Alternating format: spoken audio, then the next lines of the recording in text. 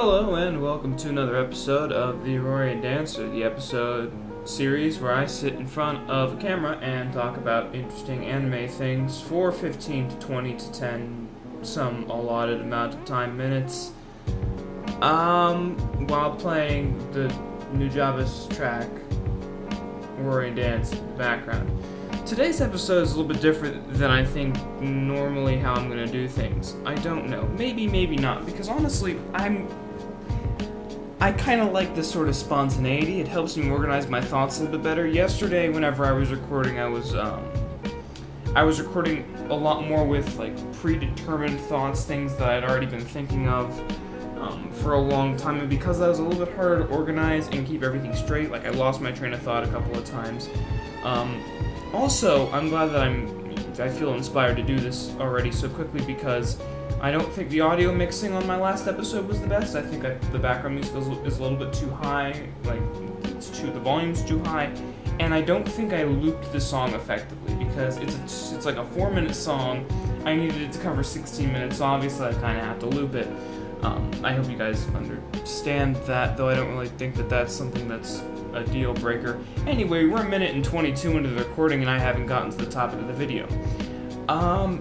Paranoia Agent. Now, this is a really, really cool series that I picked up just a couple of hours ago, directed by Satoshi Kon, animated, I think, by Madhouse. I think it's mid to early 2000s. I didn't look up the exact year on Mal yet, but either way, it's not a horror, like psychological horror, but I hate describing this as psychological because it sounds really pretentious and stupid. And second, it's one of those shows that takes for at least I don't want to say it's like my first impression of the show because it's less my impression of the show and more like the vibe that it gives me, things that I find interesting about the first 4 episodes. I'm 4 episodes out of 13 in, and to this point it has been an episodic series that's been connected by a couple of plot lines, but the main catch is that you've got this expansive cast of characters, all with their different motivations and personal issues. You've got one with split personality disorder. One of these kids is a snot-nosed brat who thinks he's the greatest thing since sliced cheese. Needs to be knocked down a peg. One's just this really, cinnamon rolly type of kid that's, just trying to do his best and kind of compete with the asshole kid, but not in a way that's hostile. And then you've got this really quiet, reserved, but very cute character designer who's struggling through a slump. And those are the characters, in addition to the 2 detectives and some sleazy side characters and like the Yakuza and stuff like that on the side. That's your entire cast that we're working with through 4 episodes. And you've also got this kid, this like middle school kid. He's named Shonen Bat in the Japanese. I'm watching the dub because it has 3 of my favorite actors in it actually. Liam O'Brien, Michelle Ruff, and Johnny Young Bosch. In the dub, he is called Little Slugger.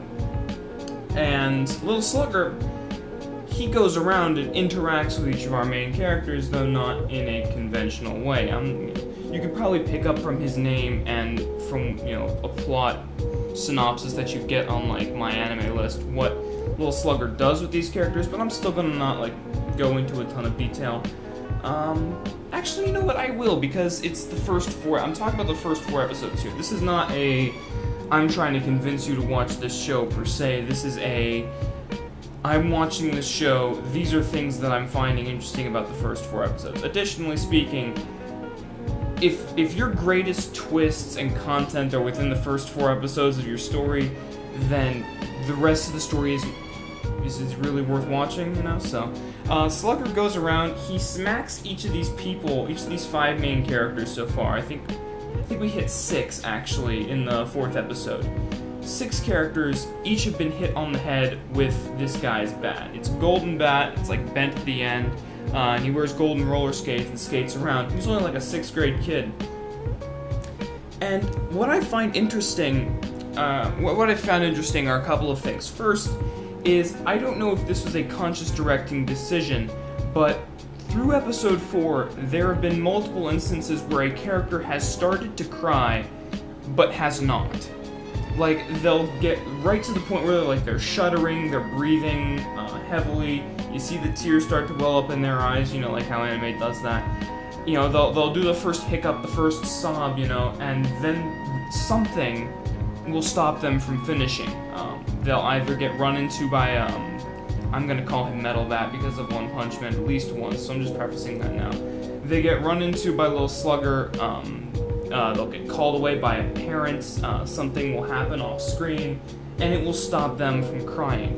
And I find this interesting because of how much the show revolves around internalized emotion. One of the big themes of the show so far is how destructive internalized emotion can be and how important it is to not only tell those who are close to you about your feelings, but try to make those feelings known to people who are not necessarily close to you. Because I believe what the show is commenting on is we as humans put a lot of masks and faces on in society.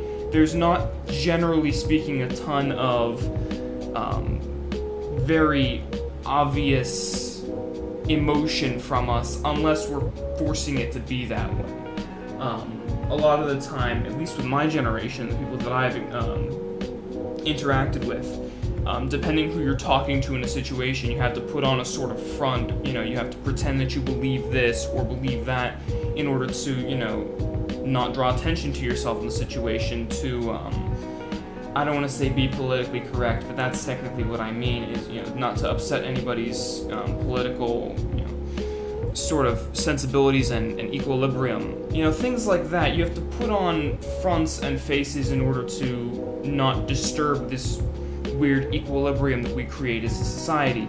And what the show does with that is it takes these characters whose base, they're introduced. The first thing we learn about, I think, all of these characters is that face that they put on. They were introduced to who they try to be first, and then either close to or after their interaction with Little Slugger, we see who they really are and who they really want to be at a deeper level. Like I said, I said that they present themselves as a way that they want to be, but that's not because of their own selfish motivations. Selfish not being badly connotated in this case.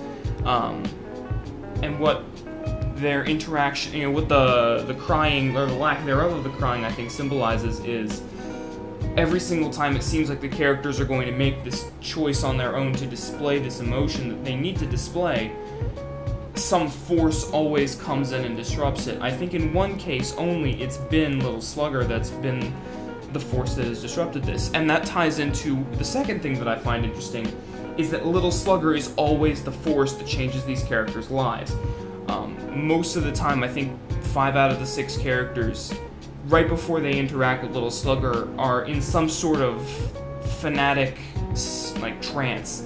They're going crazy for some reason, they're stressed out, they're having a lot of difficulty thinking straight, they're panting, hyperventilating, running away in some cases, and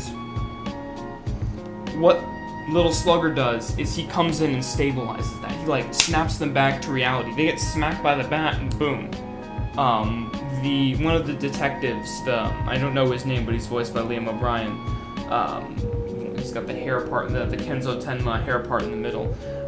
He says that the people that have been attacked so far by Little Slugger look relieved in a sort of way. And I don't know how that translates into the Japanese. I don't know how well the translation captured, but I think I get what the show is trying to say. The characters who have interacted, who have been smacked by the bat, have had sort of this equilibrium inside them restored that is different from the equilibrium that they were previously at, that was incredibly tenuous, shaky, and societally motivated.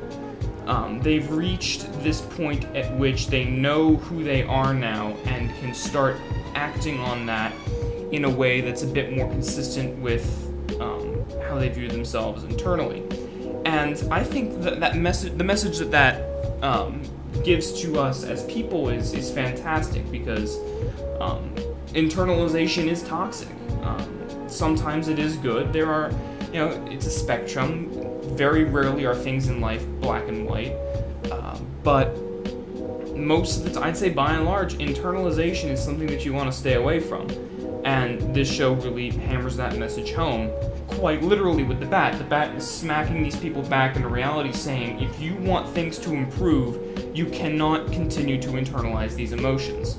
You cannot continue to be passive. You have to fight back. You have to fight back against whatever force is repressing you, be it yourself, a coworker, the Yakuza, a classmate, whatever. You have to in some way resolve yourself to fight against those people. And if you don't, you have to be satisfied with the conclusion or the consequences of not doing anything. You have to be ready to accept what comes with being passive. And that's not to say that there is inherently something wrong with being passive. Like I said, it's a spectrum, and the show says it's a spectrum. But what the little Slugger does is he allows the character to get to this equilibrium again in the hospital bed, where they're able to rationally choose between the two. They're not frantically falling down hole after hole after hole, burying themselves deeper and deeper into the ground from the forces around them. Whenever they get put into that hospital bed, whenever that bat smacks their head, it's like their slate is wiped clean, so to speak. They have a clean slate, a carte blanche, so to speak, to reevaluate what they want to do in life and how they want to be. And that's just a couple of things that I found interesting from the first episodes. I've gotten through 4 of the 13 episodes so far. It's shaping up to be a fantastic series. I would have marathoned the entire series tonight, but I actually have an interview tomorrow to work in a kitchen, and it's 11 p.m. at night right now. There's also been a thunderstorm going along for the past hour or so, so apologies if there's been any thunder intermittently throughout the video. But I hope you guys enjoyed that. I certainly enjoyed talking about something kind of more spontaneous this time. I realize this doesn't help anybody, but like, subscribe, all that stuff. Please vote your healers. Again, another thing I'm preaching to the choir. It's probably not going to get through to anybody, but say it anyway. I hope you guys enjoyed, and I will see you guys next video. Goodbye.